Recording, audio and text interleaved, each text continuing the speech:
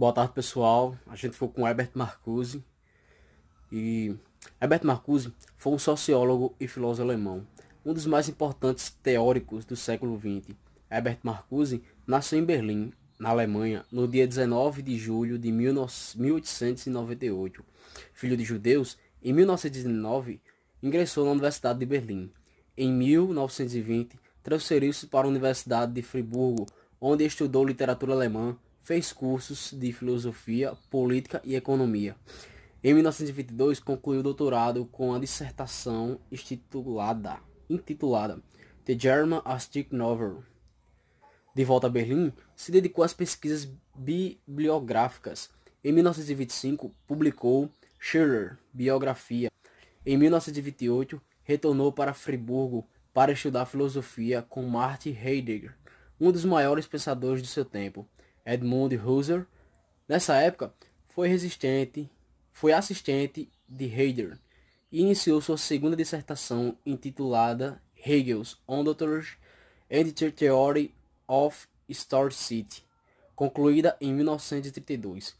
Em 1933, um intelectual da esquerda ingressou no Instituto de Pesquisas Sociais da Universidade de Frankfurt, o primeiro de orientação marxista na Europa, que tinha como objetivo desenvolver uma teoria social crítica na análise e interpretação da realidade social da época. Nesse mesmo ano, em razão das pesquisas nazistas aos judeus, mudou-se para Genebra, na Suíça. Em 1934, exilou-se na Nova York. Em 1940, obteve a cidadania norte-americana. Tornou-se membro do Instituto de Pesquisas da Universidade de Colômbia, onde trabalhou entre 1984 e 1942. Nesse mesmo ano, mudou-se para Washington, onde trabalhou no escritório de serviços estratégicos, quando passou a prestar serviços ao governo norte-americano, em especial os órgãos de informações relacionados à Segunda Guerra Mundial e ao Departamento de Estado, atividade que se estendeu em 1951. Entre 1951 e 1952, trabalhou como pesquisador científico e professor do Russian Institute, da Universidade de Colômbia, e entre 1953 e 1954 como pesquisador do Russian Research Center da Universidade de Harvard. Em 1954 passou a lecionar ciências políticas na Universidade de Brandeis e mais tarde na Universidade da Califórnia, em San Diego. Seus estudos sobre a União Soviética resultaram na obra Soviet Marxism, publicada em 1958. A fama de Herbert Marcuse se propagou depois do êxito obtido com a publicação da obra A Ideologia da Sociedade Industrial, O Homem Unidimensional, onde apresenta uma teoria crítica às novas formas de dominação das sociedades industriais avançadas, tanto do comunismo soviético quanto no capitalismo ocidental. Residindo definitivamente nos Estados Unidos, realizou diversas viagens para a Alemanha, França e Iugoslávia. Em 1968, participou de uma convenção sobre Marx, promovida pela Unesco. Em 1969, realizou uma série de conferências na Itália. Nesse mesmo ano, publicou An Esse on Liberation, onde apresenta um tom mais confiante e otimista diante da sociedade. Herbert Marcuse foi aclamado mundialmente como filósofo da libertação e da revolução. Suas obras são referências ao questionamento do sistema capitalista globalizado e influenciaram uma geração de intelectuais e ativistas radicais. No dia 29 de julho de 1979, há exatos 38 anos atrás, faleceu o filósofo marxista e ativista Herbert Marcuse.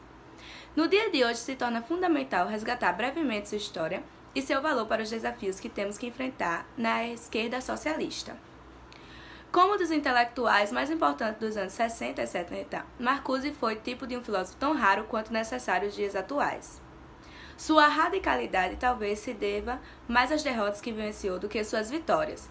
Aos 20 anos de idade, participou de uma sublevação revolucionária que ficou conhecida como a Revolta Espartaquista, que acabou sendo brutalmente reprimida e derrotada, tendo seus principais líderes, Rosa Luxemburgo e Karl Liebknecht, um negócio assim, assassinados. Esse fato marcou a vida de Marcuse. A partir de então, voltou a dedicar-se ao trabalho acadêmico, sem, no entanto, abandonar a luta política.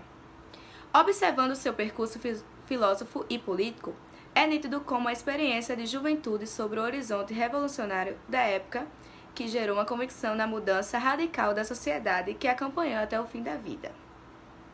Entre os teóricos de Frankfurt, denominada teórica crítica, pode-se dizer que Marcuse foi o único a manter acesa a chama da revolução como guia da sua produção conceitual e também como guia da sua prática. Isso não é pouco, pois se tornamos os filósofos descendentes de Marca crítica. Pode-se dizer que Marcuse foi o único a manter acesa a chama da revolução como guia da sua produção conceitual e também como guia da sua prática. Isso não é pouco, pois se tornamos os filósofos descendentes de Marx. A regra básica de que é necessário transformar o mundo ao invés de apenas interpretá-lo talvez seja a mais descumprida de todas. Essa é, aliás, uma questão deveras difícil de responder. Como é possível que alguém considere marxista e encontre coerência e alento no trabalho acadêmico e intelectual distanciado da prática coletiva de mudar o mundo? Talvez seja possível dizer que, se você conhece alguém assim, avise-o para voltar algumas casas e começar de novo, pois de fato não entendeu nada de machismo. Herbert Marcuse, de fato, não é um desses. Como um dos intelectuais que, ao lado de Antônio Gramsci, conseguiu estabelecer uma relação produtiva entre a teoria e a prática revolucionária. Marcuse tem muito a nos ensinar sobre a potência e as limitações dos movimentos que são influenciando fortemente a política contemporânea, tais como os movimentos feminista, negro, ambientalista e juventude. Mas por que sabemos tão pouco de Marcuse? Bem, é comum que tais intelectuais que não se contentam com os muros da universidade sejam vistos pela dita acadêmica como portadores de um pensamento menos rigoroso. Isso porque sabemos tão pouco de Marcuse. Bem, é comum que tais intelectuais que não se contentam com os muros da universidade sejam vistos pela dita acadêmica como portadores de um pensamento menos rigoroso. Isso também ocorreu com Marcuse. Basta ver a evidente exclusão do seu pensamento dos currículos da Universidade Brasileira, nas traduções mais procuradas, na falta de incentivo de recepção de sua obra. O problema se torna ainda pior quando tais intelectuais se misturam com estudantes e movimentos radicais envolvidos como ocupações, movimento feminista, negros, grupos ambientais participando de aulas públicas, formações políticas, debatendo estratégia tática de mudança social, etc. Aí, de fato, a coisa complica a academia e fora dela.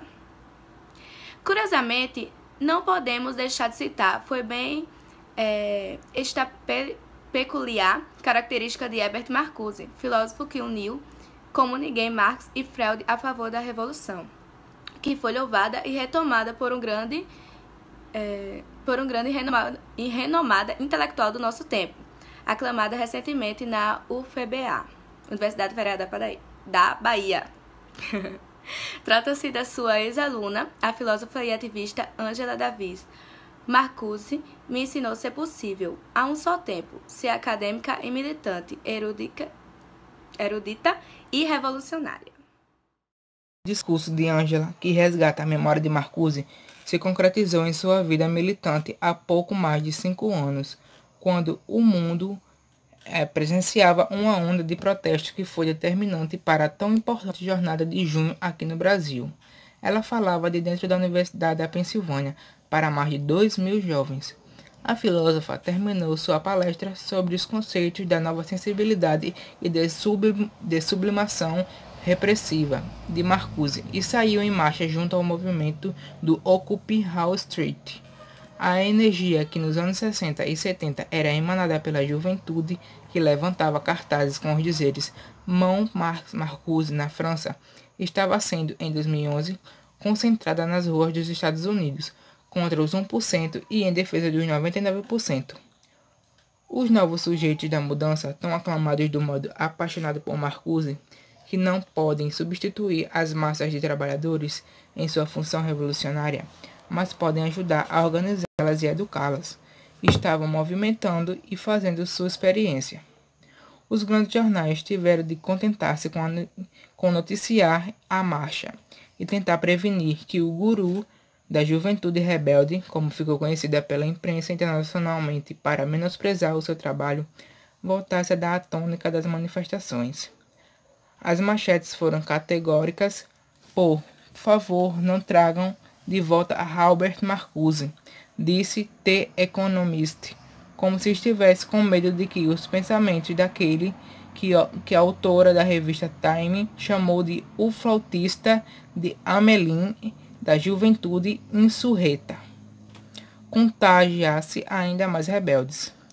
Acontece que o verdadeiro intelectual para Marcuse é aquele que resiste em converter imediatamente a teoria em prática, justamente porque aprendeu que a teoria é impulsionada pela prática e que a teoria que se mantém afastada da prática torna-se ela mesma falsa.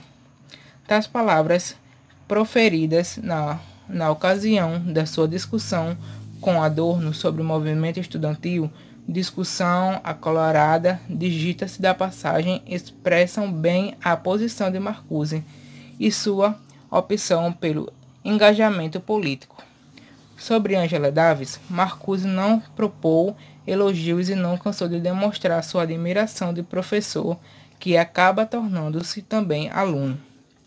Certa vez resumiu bem o motivo de Reagan pedir sua prisão. Ela é negra, ela é militante, ela é comunista, ela é altamente inteligente, ela é bonita. E esta combinação é mais do que o sistema pode tolerar. Estes motivos, de fato, corporificam em uma figura síntese revolucionária que Marcuse perseguiu e defendeu.